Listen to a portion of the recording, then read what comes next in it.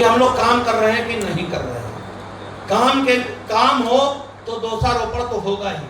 जिन्होंने कुछ किया ही नहीं वो तो हमेशा निर्दोष बने रहेंगे। ये तो अपने यहाँ कहावत कही, जो कुछ करेगा ही नहीं वो हमेशा निर्दोष ही रहेगा। दोषी वही होगा जो कुछ करेगा। तो चलिए हम लोग दोषी। पहला आरोप नगर पालिका पे लगाया गया, मैं बृहद रूप से आपको बताना चाहता हूं। पहला आरोप लगाया गया वाजपेयी ट्रेडर्स।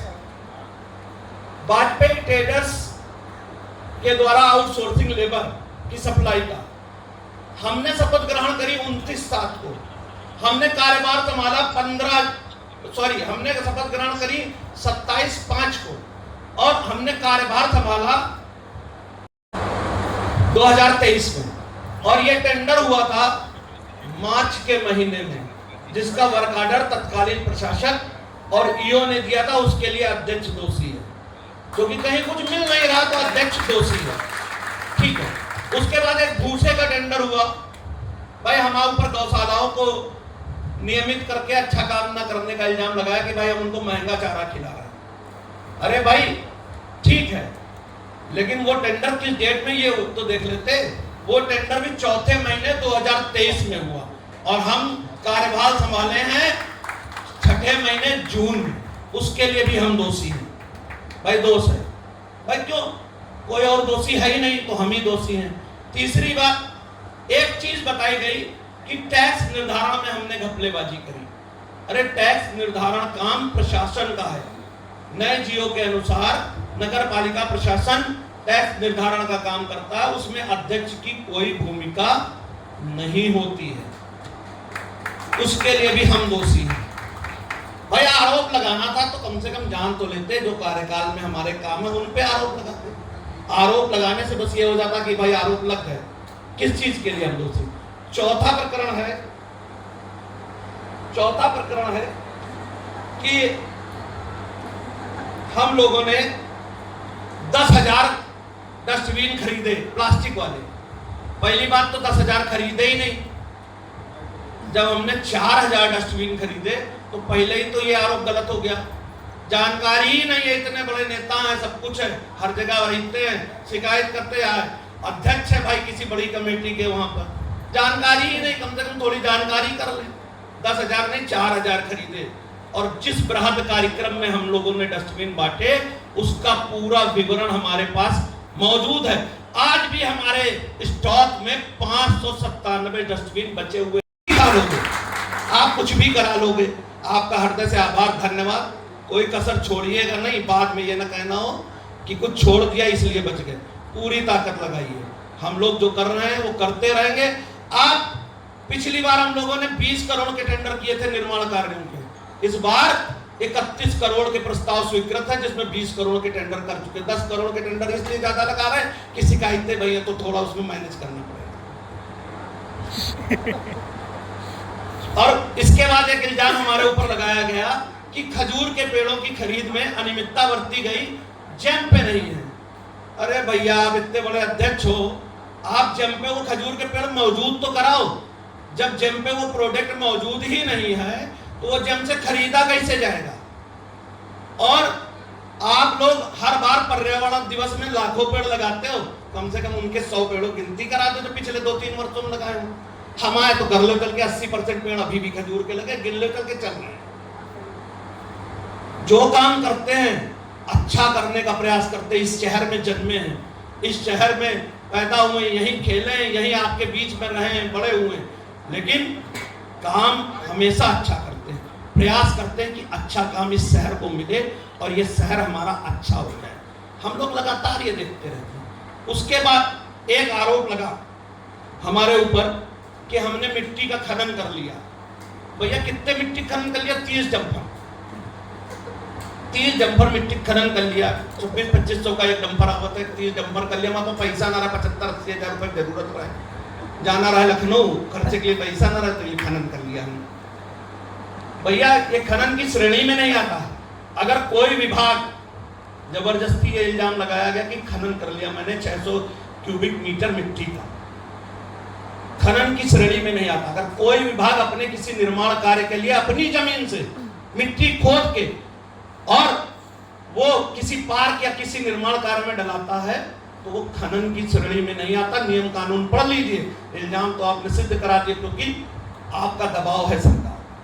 अरे हमारे सभासद लोग बैठे, ये कंधे से कंधा मिला के चलते हैं। इसमें 32 लोग हैं, 32 लोग में से हमेशा 25 लोगों का 25 से 30 लोग हमारे साथ कंधे से कंधा मिला के चलते। एक दो लोगों को आप बरगला ले जाते हो, वो एक अलग बात है।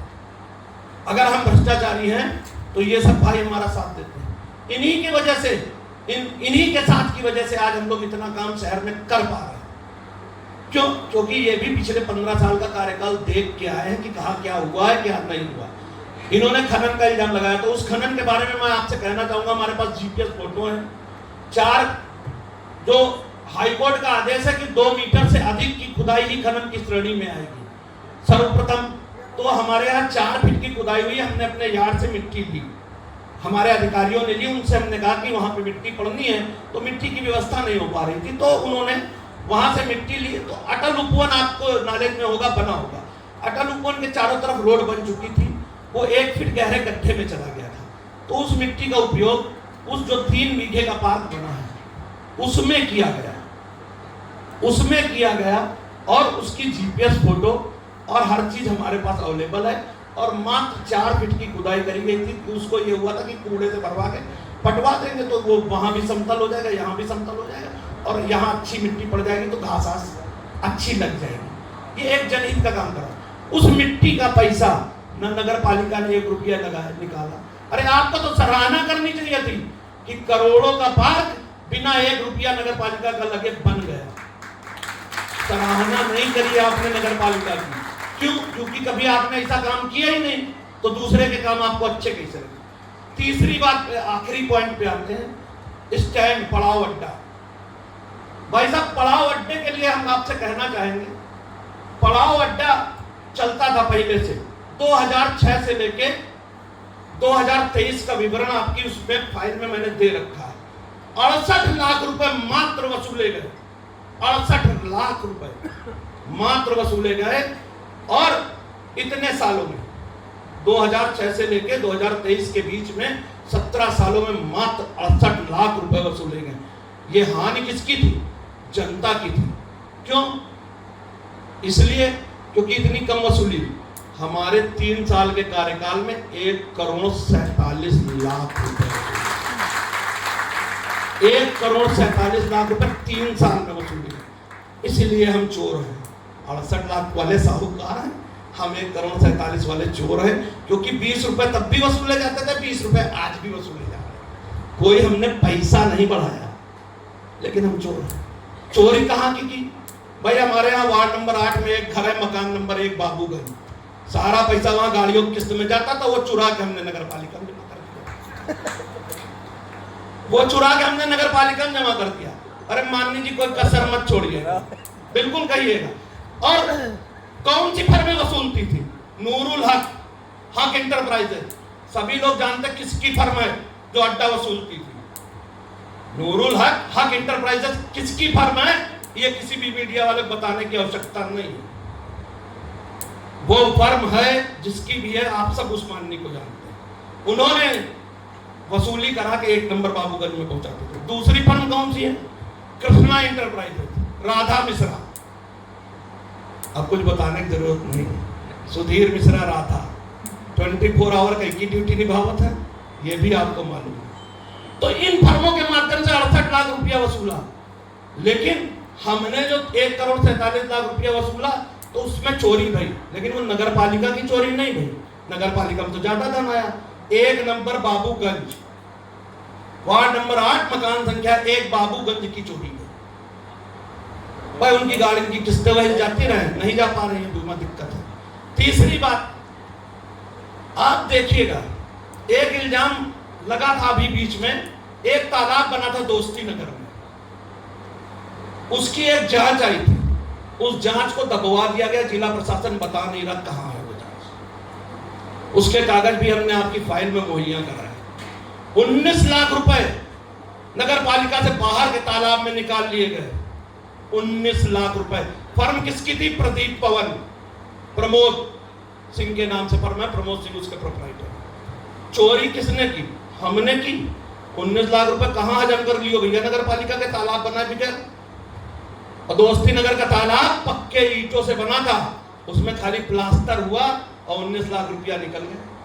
2 ठो बेंच डाल के छोड़ दो, वहां तो निकले ही निकले। वही तालाब पर पैसा निकाल ली नारियस से, ओके भी कागज लगे, 8 लाख रुपया विधायक निधि उस ले ली। आप बताओ तालाब कहां बना? विधायक निधि बना कि नगर पालिका से बना? और नगर पालिका से बना तो नगर पालिका बाहर का है बना, और विधायक नित्य बना तो फिर नगर पालिका से पैसा कैसे निकला? चोर हम हैं, क्योंकि जो काम जब करी नहीं है तो साइन गांव में ही किया हुआ है भाई। 2019 में पैसा निकाली ना तो उसका साइन हम ही किया हुआ है, तो वही का भी इल्जाम हम ऊपर लगाओ ना, यही तो नगर पालिका का काम है। एक ही FIR का है, रुको है पर एक दीपक भूखर जी ने ईडी को पत्र लिखा था और साहब माननीय एक पोस्ट डालते, भू माफियाओं की खैर नहीं, सब कुछ कर देंगे, जांच बताओ, घाटा संख्या बताओ, माँ का दूध पिया हो। भैया यहाँ 99% आदमी माहेक दूध पीस है। ब्लैक लेबल वाली फोटो तो एक दिन खुद वायरल कर दिया रहा।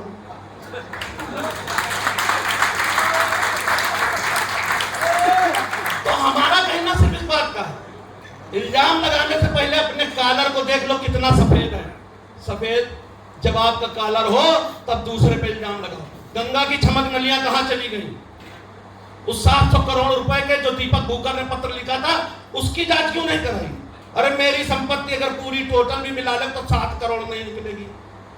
काल चेक करा लो, हम आय से अधिक जांच करा लो, अपनी हुआ से अधिक जांच करा लो, हलफनामा में दिखाओ तो लमसम 5 करोड़ इनकम रही तुम्हारा, 5 करोड़ की संपत्ति है 22 के चुनाव, और 5,000 करोड़ का नैनीताल में बन गया रिसोर्ट, 5 स्टार होटल बना, 140 कमरे का 400 विला बना रहे हो, 5,000 करोड़ का प्रोजेक्ट बन हुआ।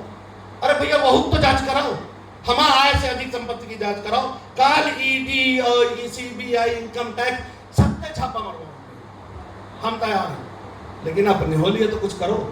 अरे अपने साथी अंशु गुप्ता है के लिए कर लो, 700 करोड़ की जो दीपक भूखर पत्र लिखने वही जांच करा लो। अरे प्रदीपा भवन की जांच करा लो जो दोस्ती नगर का तालाब बेच खाई। अरे गंगा की छमक नली बिकी है उनका भी जांच करा लो। इल्जाम लगाना तो ठीक है, ये जो दोषारोपण हमारे ऊपर किया गया है, अगर इसमें एक भी दोष जेन्युइन सिद्ध पाया जाएगा, जिंदगी भर के लिए राजनीति छोड़ देंगे। सर्वप्रथम आप एक चीज जान लीजिए, जिनका इस कहीं भी आप एक बड़े पद पे होके, आप कहीं भी होके आप किसी पे इल्जाम तो लगा सकते हैं, अपने पद का दबाव बना के एक नोटिस तो आप भिजवा सकते हैं, उस नोटिस को आप मीडिया में वायरल करा सकते हैं और 2-4 लोगों से उस पर बाइट दिलवा के वीडियो भी बनवा के चलवा सकते हैं, लेकिन वो इल्जाम आपको सिद्ध करने पड़ेंगे। नहीं सिद्ध करेंगे तो हर मंच से हम आपसे पूछेंगे। मोदी जी, योगी जी, मैं कई बार योगी जी से मिला, उन्होंने हमसे हमेशा कहा कि दोनों लोगों से कहा, श्वेता और हम दोनों लोग बराबर मिले, हम दोनों लोगों से उन्होंने हमेशा कहा कि शहर में विकास कार्य नहीं रुकने चाहिए, जांचें तो होती रही थी, उसकी चिंता कभी मत करना, तुम सही हो तो जीवन भर सही ही रहोगे। तो हमको उसकी चिंता नहीं, हम तो योगी जी, मोदी जी के नाम पे और उनके विचारधारा पे चलने वाले व्यक्ति। आप देखिए वो एक्सप्रेस वे बनवा रहे हैं, वो एयरपोर्ट बनवा रहे हैं, वो मेट्रो बनवा रहे हैं, वो तरह तरह के विकास के कार्य कर रहे हैं। पार्टी एक नई विचारधारा की तरफ बढ़ रही है, लेकिन आप तो खाली श्रेय ले रहे हो। काहे का श्रेय ले रहे हो? पहले आपको याद होगा एक बीच में किसी एक माननीय ने एक पत्र दिया था, माननीय हमारी DM साहिबा थी अपूर्वा दुबे जी, कि पत्थर पर मेरे नाम की जगह राधे राधे लिखवा दिया जाए। बहुत वायरल हुआ था फेसबुक पे। अब जहां नगर पालिका रोड बतावत है वहां 2.5 लाख का एक गेट लगावत है, अपन नाम लिखवावत है। मंदिर में 2 कुर्सी डलावत है, 5,000 की कुर्सी और 10,000 का पत्थर, और वह ढोल मंजीरा बना के अपना नाम लिखावत है। भाई राधे राधे कि सब कुछ आधे आधे पता नहीं, लेकिन इन सब बातों से मैं ये नहीं कहना चाहता, मैं निगेटिव राजनीति नहीं करता, लेकिन जब कोई इल्जाम लगाता है, कोई बात करता है, तो उसको अपने बारे में भी सोचना चाहिए कि हम कितने दूध के धुले हैं जो हम दूसरे पे इल्जाम लगा रहे हैं। कोई पत्रकार आपसे क्वेश्चन पूछ ले, कोई व्यक्ति आपसे क्वेश्चन पूछ ले, आपने उन्नाव विधानसभा में उसका जीना हराम कर दिया है।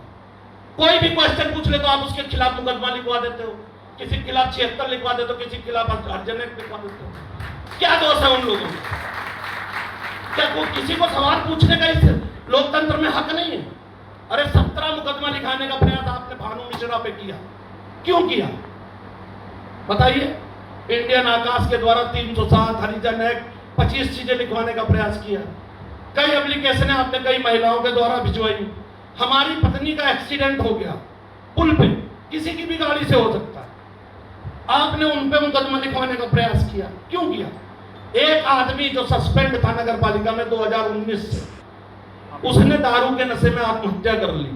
आप हमारे ऊपर 302 लिखाने का प्रयास कर रहे हैं। आप दबाव बना रहे हो पुलिस पे। जब आपसे एसपी कहते हैं कि कोई एप्लीकेशन तो दे तब तो हम मुकदमा लिखे, जनता एप्लीकेशन नहीं दे रही, लेकिन आप कह रहे मुकदमा लिख लो, मुकदमा लिख लो। अरे आप चरित्र हनन करने का प्रयास कर रहे हो। इस तरह का प्रयास आप मत करिए। लेकिन एक चीज जरूर बताइएगा, जवाहर खेड़ा में एक मकान है 80 नंबर, उसके भी कागज बहुत जल्दी वायरल होंगे।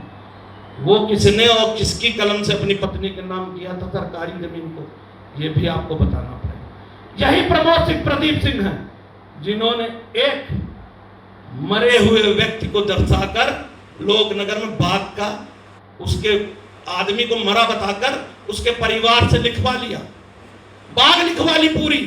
उसकी जांच कहां नहीं करा रहे भैया? वो तो आदमी जिंदा है, आज भी जांच में उमड़ रहा।